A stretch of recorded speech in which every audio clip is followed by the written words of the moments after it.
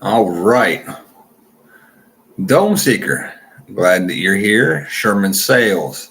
Yeah, Facebook's been messing with a lot of people lately. I heard Nisi Tribe and Hutch and Native talking about how uh, the great and powerful Wizard of Oz was messing with them. So let's give it a few minutes to see if anybody hops in here. Uh, Dan Phillips, welcome. P&P comment, hello. We'll give it a couple more minutes just to see if people trickle in. How's everyone been doing? Well, I hope. Oh, I got a notification. I must have went live. Let me turn this thing down. Somebody turn it down. All right, on silent. So there we go. Oh, we're starting to get some people in here. Boss Hog, how you doing? Yes, it has been a while. I've been laying low. I've been riding with Biden, and it is not it's not like it's like fucking demon drop shit. All right, where they just bungee jumping with a cord that's 10 feet too long. You know what I mean? It kind of sucks. West Kentucky, welcome. 420. I'm not even going to try to say that. 420, yo, how you doing? Kevin Fallon, thanks for being here. The prepping artist, hey, how are you and the old man doing? All right, we got enough in here. Let's dynamite. Yep, everybody's favorite troll. I don't know, you're kind of big for a troll. What's up? All right, let's see. Roy says, my first time to be notified in time. Hi, well, glad you could be here. Sherry, how you doing? Oh, there's Chewbacca. Yeah, you can thank him because I was on the phone with him. I was like, I thought about going live today, but I don't know. He was like, go live. And I was like, all right, whatever. Got to do it. So don't forget to give my special speech. Yes, this is a work of fiction. This is a work of art. This is my therapy. This is all hypothetical. I'm not encouraging violence. However, I do not discourage it either. Now, Dynamite, this is for you. I think sometime in the future, I'm going to do a Patreon just for the Insurgent series because YouTube really didn't like it the last time I did that. And I mean, if I can do I don't know how Patreon works. So if I can do a free one, I'll do it just to have another platform. But if it's 50 cents is the lowest, and that's what I'm going to do. Also, I don't want to, I was thinking about it, and I don't know who all watches these. There could be some really left-wing individuals that are just like, well, I'm going to watch this series. Let's watch it and pass around with my buddies, and they can use our tactics, techniques, and procedures against us in the future. So kind of try to weed them out. Besides, I don't want, it kind of got weird the last time, I started talking about how to derail trains, and trains started derailing in my area. And then I started talking about bringing things down, like the Devil's 10 Commandments down there, the guidestones, and then they came down. And I don't need people looking at me as if I encouraged any of this shit. Because, hell, the one dude for just got 22 years in prison for not even being in Washington, D.C. January 6th, just because, he might have encouraged people to be there. 22 fucking years. I wish I'd die in a gunfight before that ever happened. Not that I would actually shoot at anything alive, but I digress. Bet you did. Chewbacca. Shush. Anyway, let's talk about why shit hit the fan is not going to go the way you think it is. Now, here's the thing. Almost every person that watches this, every one of you that's in the chat right now, has a different concept in their brain of how SHTF will go down. Or you have some kind of visual of, all right, if I make my stand here, it's going to go something like this. Probably not. Especially in the prepping world, we have a lot of people that are preparing for this scenario or that scenario or the other. And we have these little simulations in our brains that, well, if this happens, I'm going to do this or that. Or if that happens, I'm going to do this or that. In the military, you learn real fast. No plan survives first contact with the enemy. None. So the best thing you can do as a prepper is to not get in the Alamo mindset. Don't get in this is where I'm going to make my final stand, unless you're just like, okay, yeah, I've got diagnosed 3 months to live. Let's do this. But then by all means, choose the way you want to leave this world. All right. I came into this world kicking and screaming, covered in someone else's blood. I would not have a problem going out the same way I came in.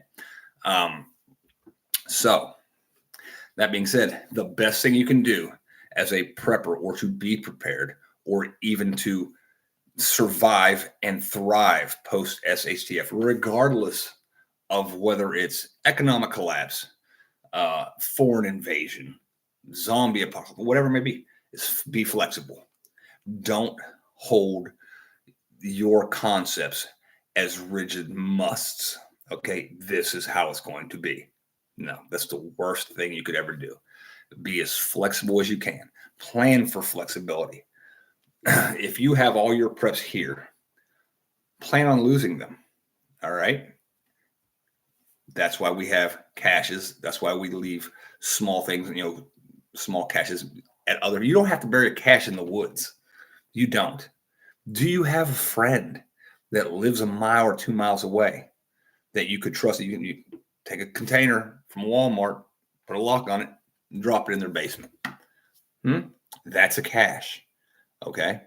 What's in there? I got some extra clothes. I got some a first aid kit, whatever.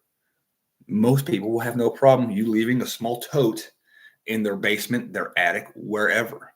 All right. Plus, it adds a reassurance that if you had to, if there was an actual emergency, at least your friend's taken care of. All right. Let's see. Bronky says, I ain't losing shit, man. They come for me and my shit. It all goes up in flames before they get it. There you go. Or even better yet, if you got a lot of shit, Brian, and they're coming, leave your shit there. Why? Because if they come and there's a fire, they'll just put it out. Or if it catches fire while they're there, get them use that your stuff is now the X, because it's going to take manpower to move stuff. Oh, look, we found a treasure trove. Get the guys. Next thing you know, you went from having 2 or 3 people inside on the X to having a dozen or more. Yeah, turn it into a fucking kill box. Then it goes boom. Exactly.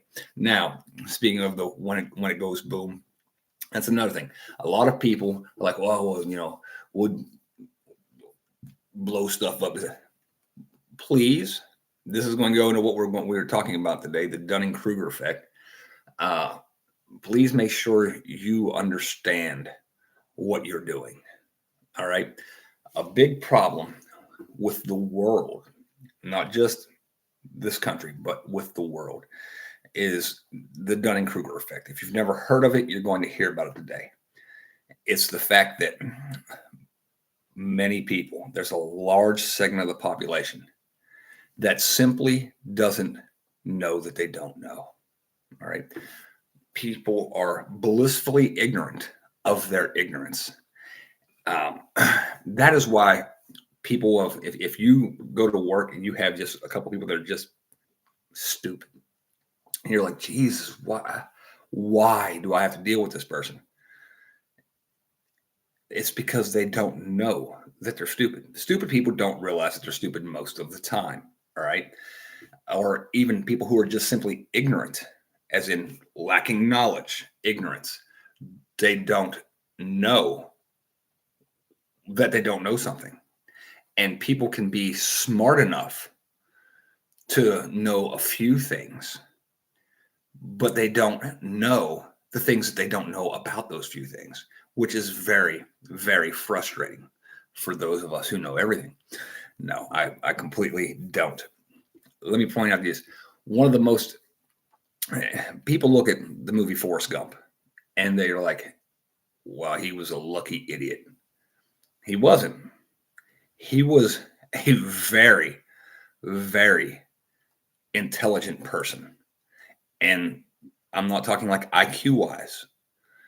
That character, one phrase, one statement that he made demonstrates how actually intelligent Forrest Gump was. Does anybody know what it was? Anybody? Anybody? He said, I know I'm not a smart man, but I know what love is. His character was cognizant of the fact that he had limited capacity intellectually. All right. That is actually a sign of intelligence. When you can recognize your lack of knowledge, your lack of understanding, that is a very good sign of intelligence, of true intelligence. All right. If we know rockets fly into space, I acknowledge that there are some things I know about that, but I also acknowledge there's a lot that I don't.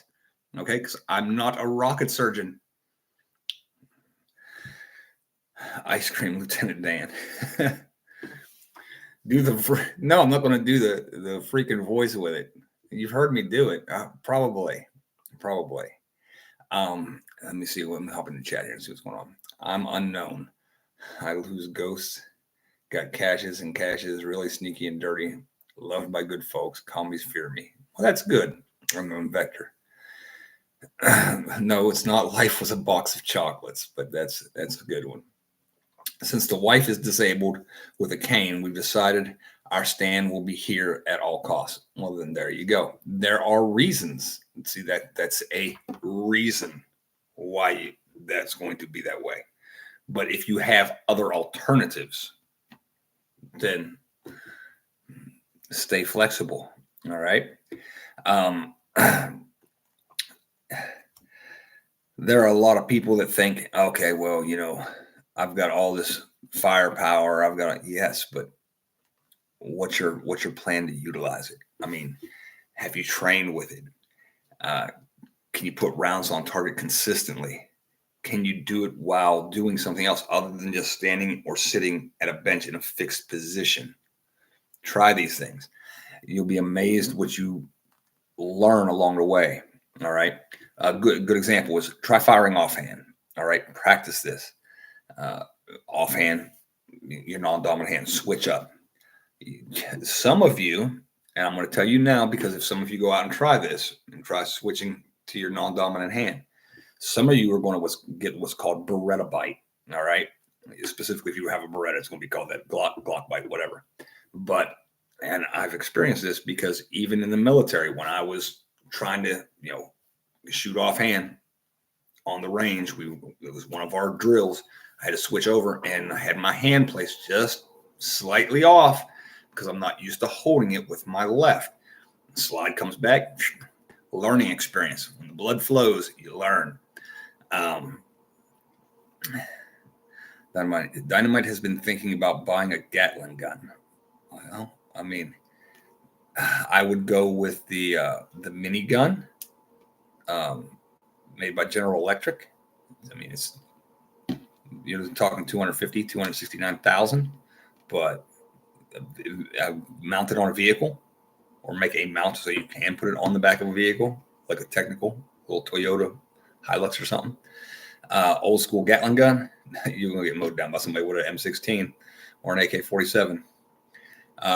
Rome is White. What about someone who mixes mercury and strychnine in certain pouches of food in their cache? He said he gets the last laugh when they take his food. I heard it mentioned and I like the idea.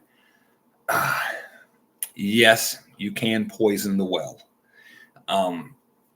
which is another tactic. Okay. The art of war. Fight your enemy where they're not. All right. If your enemy's not at your place, but you know that eventually they're going to raid your place and you poison half of the food, well, the top half's good. So they're going to start going through it like it's nothing. By the time they get to the bottom half, they're going to have bad experiences. and you've fought your enemy where they were not. You're already bugged out. You left that shit behind. They got it. You weren't even there and still won the battle. All right. Just make sure you know which ones are which and never touch that again. There's that. Let me look back in the chat here. Switching your aiming eye is a whole different bird. Yeah. I only really aim if it's long distance.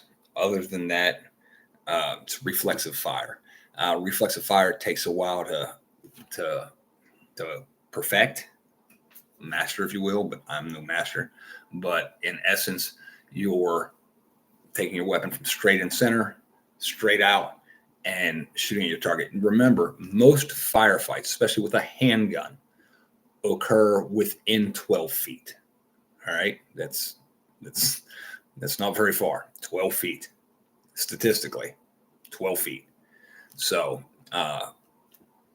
I've never had a reason to not shoot dominant eye, because if I was training on a pistol, it was close range. If I was training on a rifle, it was long range, and I've still got an eye. So unless my eye gets popped out, then I'm sure my left will take over. Let's see. What's the chat saying? At your final stand, take as many of them as you can. Yes. And even if it's just wounding them, to where they are, shitting out of a bag the rest of their life. I mean, I'd prefer to do that to my enemy, but that's just me. So remember, stay flexible. That's the thing. Recognize your lack of knowledge. You might not know exactly you might not know that you're lacking knowledge, which is another reason to make sure you study a discipline thoroughly. Look at it from other points of view. Have other people who are close to you look at, okay, I think I'm going to do this, and this, and this, and have somebody else look at it and go, oh, have you thought about that? Have you thought about this? Things you might, find a subject matter expert in whatever topic it may be and see what they have to say. Bounce your things off of other people. Beverly says, we are a little flexible. Okay, well, that's good. When you stop learning, that's the day you die. In a hostile environment, yes. But there are people that you walk past every day that are clueless. Just clueless. You see them all the time. I think it's why Oppenheimer built the bomb. Imagine having that kind of knowledge, that kind of perspective, and walking around and looking at all these people that are like, oh, yeah, I'm as smart as this guy, because they just met him in a diner and they can't grasp the calculations that are going on in this guy's skull all day long. And he's just looking at all these, peons, these proles, and he's like, how can I eliminate as many as possible at one time? Let's build a nuclear weapon. And I know there are people out there that say, well, you shouldn't look down on people. I'm going to bust that myth right now. If you don't, that's like saying there's no one out there you should look up to. There are lots of people you should look up to. And if everything has opposites, right? So if there are people out there that you look up to, there are people out there that you should look down on. All right. I want to be like that. I don't want to be like that. Yes. You see it every day on you. You see it every day on, and it cracks me up when people are like, oh, don't look down on nobody. Oh, I'm sorry, but that's how nature, God intended us to be, is to be able to differentiate between want to be like this, don't want to be like that. Yeah. Who idolizes Lucifer? No, you look down and go, oh, he was a shitbag. All right. Yeah, you look it up, right? It's natural.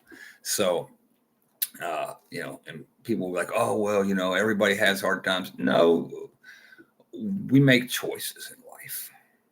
And sometimes we're not as smart as we think we are. We don't know as much as we believe we do. And we don't know what we don't know. And we don't even know that we don't know it. That's the Dunning-Kruger effect. And so people make choices based off of ignorance, end up in shitty situations. And it's okay. It's okay to look at the local crackhead and go, dude is fucked up. He needs to fix his shit. It's okay. It is. So there you go. You don't want to be a crackhead, then don't do crack. Make better choices, right? Don't want to be a junkie? Don't stick a needle in your arm. Oh, peer pressure. I don't care. You're responsible. Just Scott has to look up to lots of people. He's kind of short. Yeah. Oh, man, you cracking on him and he's not even in the thread. He's going to rewatch this. You know that, right? I only look up to Dynamite, not you. Oh, that's a personal choice. That's okay, Chewbacca.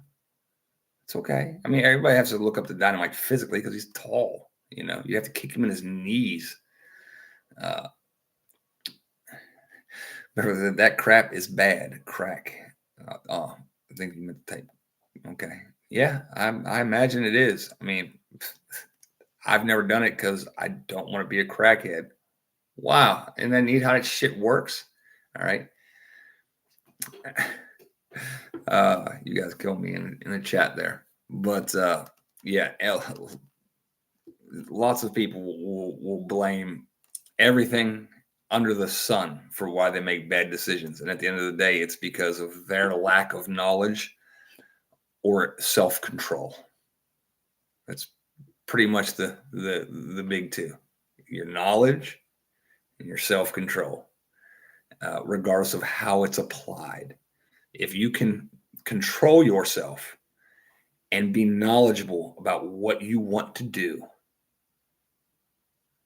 and be knowledgeable about the fact that there are things you don't know, and proceed to try to learn those things, figure out what things are you don't know, you will almost be unstoppable. All right. I don't even know what y'all are talking about. Chewbacca. I ain't no crackhead. I wear Kevlar. Exactly. Wear your helmet. All right. Drugs are bad. Okay. Yeah, that. But I hope that helps somebody. I mean, even me, there are times when I'm like, I don't know. Prime example. I'll give you an example. Yesterday, I was at work. All right. I drive very big trucks with very big trailers on them. And the fifth wheel where they connect, something broke inside of that. And someone was like, well, see if you can reach up in there and get it fixed.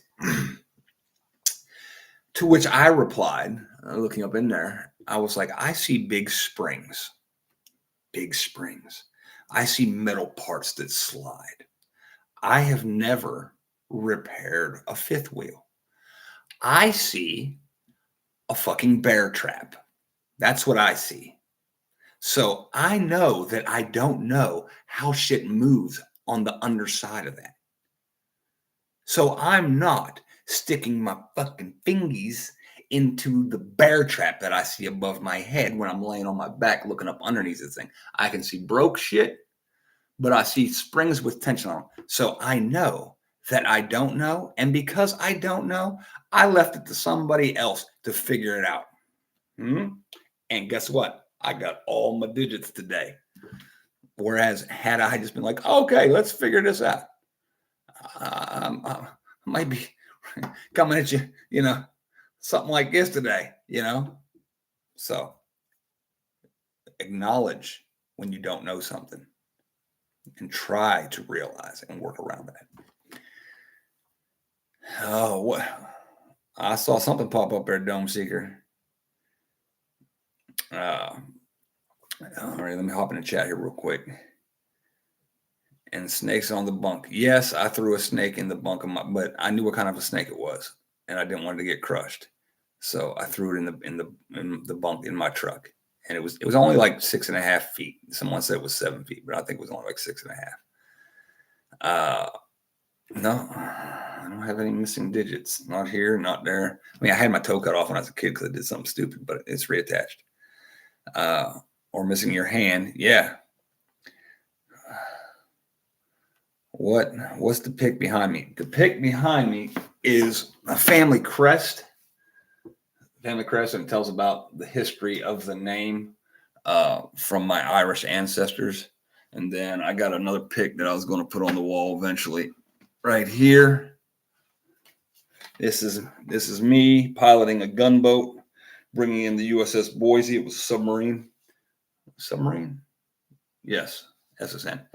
It was a submarine. I was escorting it a long time ago in a place far, far away, making sure it got into port safely. So that's going to go on the wall there.